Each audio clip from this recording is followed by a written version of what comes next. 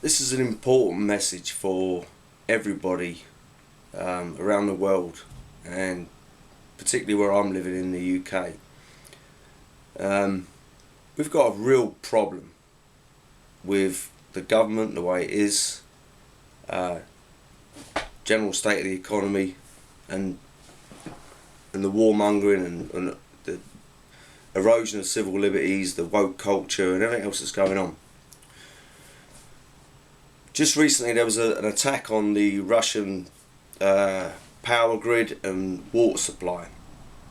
Now, it'll no doubt be something to do with the Ukrainians, but if it's the Ukrainians, then that will be predominantly funded, supported and led by the NATO head, being the United States, and its lapdog, this country, the United Kingdom.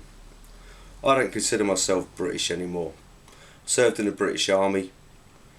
My dad done 9 years in the British Army. My granddad died at Monte Cassino in 1944, fighting Nazis.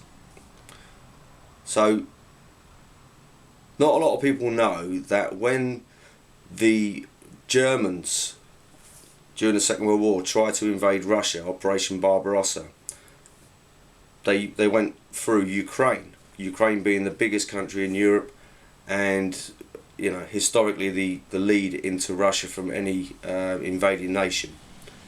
When they went into Ukraine, the western side of Ukraine, being I think it's called the Galicia area, rather than fight the Nazis, some did, but a lot joined. Thousands, tens of thousands joined. And the Ukrainian Nazis that joined to the fight against the Allies were particularly brutal. In fact, if you watch George Galloway, his latest show from last night, he said within a short distance from his home there's a Ukrainian prisoner of war camp from the Second World War. Now that evidently means that the Ukrainians were an enemy of the Allied nations, simply because so many joined the Nazis from the western region of Ukraine. Now these are the same people, descendants and mindset, that are now fighting in Ukraine against the Russians. People need to know that this myth that the Russians are the big bad bullies that want to take over the world is nonsense. The Minsk Accords were agreed that the Ukrainian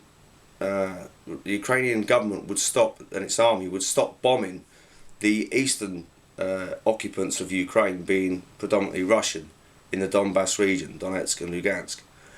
And but they kept doing it, and 14,000 people died, predominantly civilians, but there was a